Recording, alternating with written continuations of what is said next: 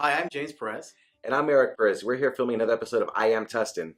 And I'm Grant Liftin, Assistant Superintendent for Tustin Unified. We're here at Curry Middle School to have a little chat today. Classrooms definitely have changed, that's for sure. So tell us a little bit more about this new classroom we're in. Yeah, well, this one here at Curry is our professional development room for the entire district. So we have two that are pretty identical to this, and we really pride ourselves in Tustin on having strong professional development. So all 1,150 of our teachers across the district will come to rooms like this pretty much every day throughout the year and have some sort of workshop, whether it's on like cognitively guided instruction or reader's workshop, writer's workshop, things like that. But if you take a look around the room, we do have multiple monitors in this particular room. The other things that I guess are in this room have the different levels of furniture and flexible furniture. So those are things that you'll find in a lot of our different classrooms.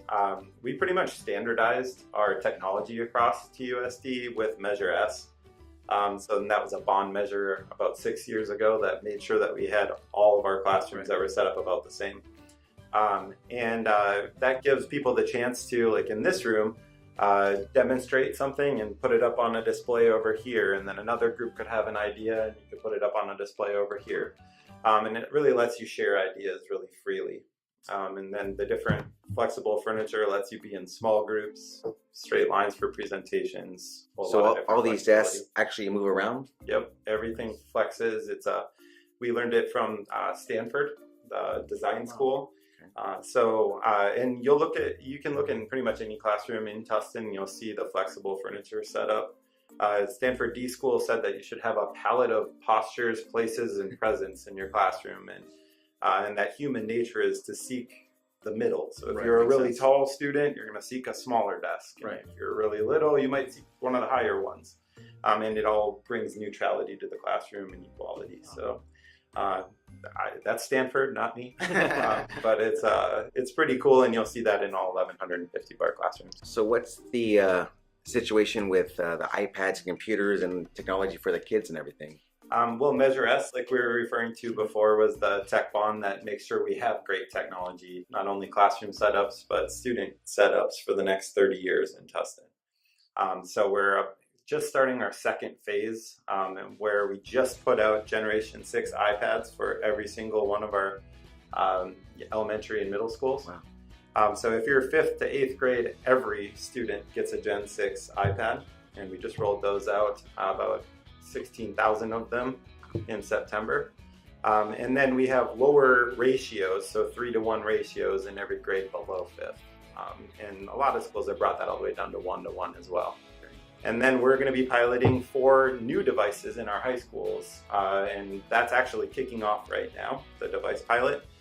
So we're testing 4 different high school devices for rollout next year. So we'll put about 8,600 of that device out in our high schools, and it's really made a tremendous shift in the way instruction happens in our classrooms. Really makes me want to go back to school again. It's definitely different. There's no doubt it's different. It's fairly intense, but what's amazing and what really motivates you when you walk into a classroom and see our kids today is what they produce. We sat in lines and listened to a teacher, and then we took a test and regurgitated that information for the most part, whatever they gave us. But that's not what happens in a workplace. We have to produce new things, and you have to challenge your thinking. So we want kids to experience that hundreds of times, so that when they get out in the workplace, it's real, and they have tons of practice and they can be successful. So we have video production that our kids will do throughout like digital storytelling efforts, basically K through 12 now. And kids will produce amazing products and tell amazing stories. And the cool thing with that is we have a lot of English learners in our district. About 40% of our kids don't speak English as their first language. And when you're trying to help students learn English, you need them to practice. Well, it's hard to get up in front of 35 other kids who speak English better than you and practice your language constantly. So the really cool thing about an effort like digital storytelling or having the iPads in every kid's hand is the fact that they get to practice language in a pretty stress-free environment. And rather than like writing an essay or giving a presentation, they'll redo a script 20 different times to get it perfect. And the volume of language they're practicing is really incredible. So tell us a little bit more about this hashtag here. Yeah, hashtag TUSD thrives, and then hashtag we are TUSD are two different Twitter feeds that people can follow for our district. Specifically this one though, the TUSD thrives, is an effort that we're really undergoing this year, an effort I'm pretty proud of. We have kids that are under tremendous stress, and mental health needs of kids are greater than they ever have been. From trying to get into college, buying houses, being successful business people. They put a lot of pressure on themselves. The community puts a lot of pressure on them, and school puts a lot of pressure on them. So we're really trying to have a district-wide effort this year to help kids cope with that stress, and giving them kind of a toolkit so they can be resilient in the face of that stress, because the stress probably isn't going to go away. Right. But we want them to be able to compete and yet go home and be stable and have a social life and still be kids. And be kids. And we want them to be academically successful. We have to find that balancing act. So TUSD Thrives is really an effort this year to try to find that balance point for kids. Keep them successful, but help them be resilient if they run into problems. Well, definitely got to make sure you guys start following the TUSD Thrive, and of course hashtag IAMTUSTIN. So I understand that Tustin Unified School District has its own internet provider? Pretty much, yeah. We're our own, basically our own internet service provider right now. A few years ago, we talk about strong vision from our board and staff. Our IT department, was led by Robert Craven at that point in time, and he's our middle school director now. But kind of had the foresight to control some of our cost structure, and we pay a lot for internet when you're talking about 40,000 devices online at any point in time. There's also internet security. That's a concern, and keeping kids safe while they're on the internet. So we were looking down the road quite a ways and just said, what would be a great way to control that cost and also keep kids safe at the same time. Makes sense. And the answer to that was putting in our own fiber optic ring. So we have 31 different locations in Tustin Unified, and we have right now 2 fiber lines that run in a ring essentially all the way around to all 31 of those different sites. And then basically out to Orange County and out to the internet. So we basically are our own internet service provider right now, and that basically gives us a controlled cost structure basically forever. And so we went from being able to handle about 30,000 maximum devices on our internet to over 1 million. Wow. And without buffering or slowing down. And that lets testing happen easily. It lets the amount of data streaming and data sharing and Google Docs and all of the things that we're doing in classrooms, in the average classroom right now. Yeah, I can only imagine everyone has kids these days have their iPads or phones, and you've got to connect them some way, somehow. So so if you think about it, we have 24,000 kids and another couple thousand staff members. And just a few years ago, to have 5,000 Wi-Fi devices in the district was pretty unheard of. But now, a high school student might come to school with 4 or 5 different internet connected devices just for every kid. So being able to handle 100,000 plus devices, secure them, keep them from adding viruses to our network, prevent hacking.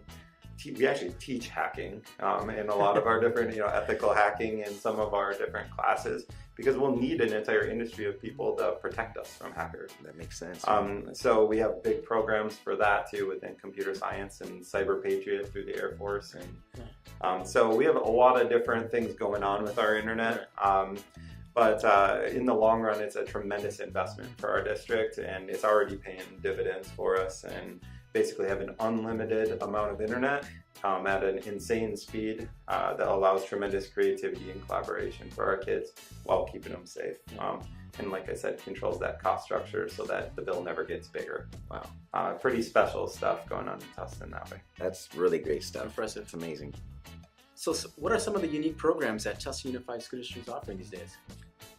Great question. We have a whole variety of programs. We kind of have something for everybody. from dual immersion.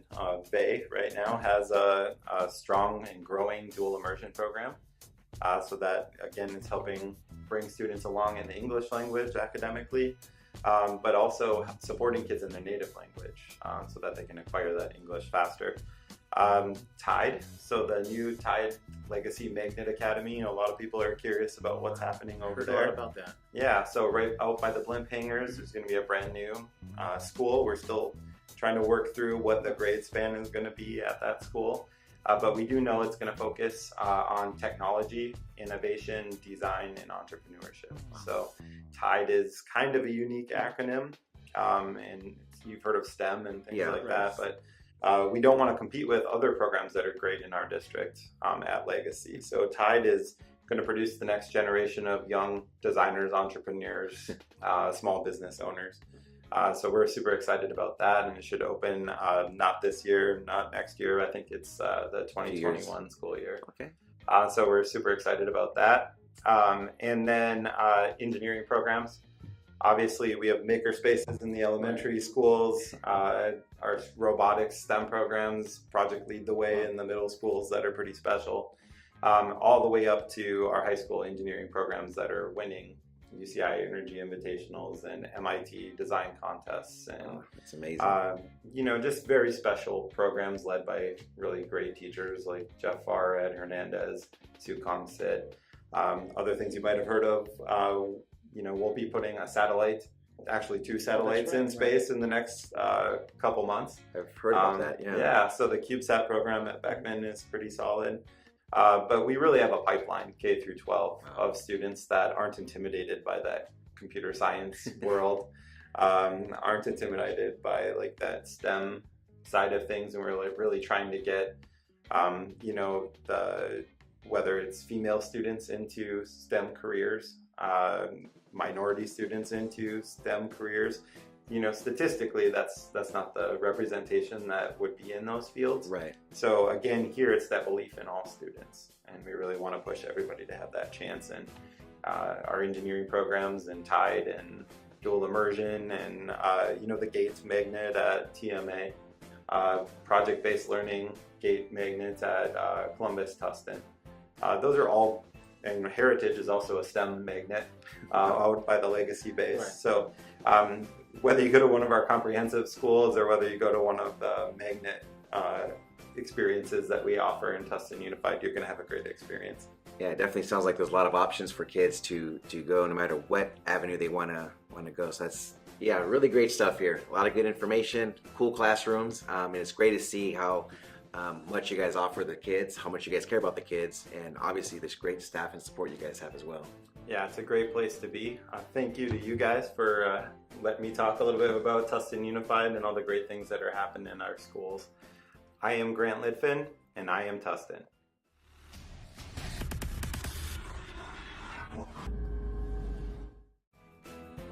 IAMTUSTIN is brought to you by Owning Our Realty.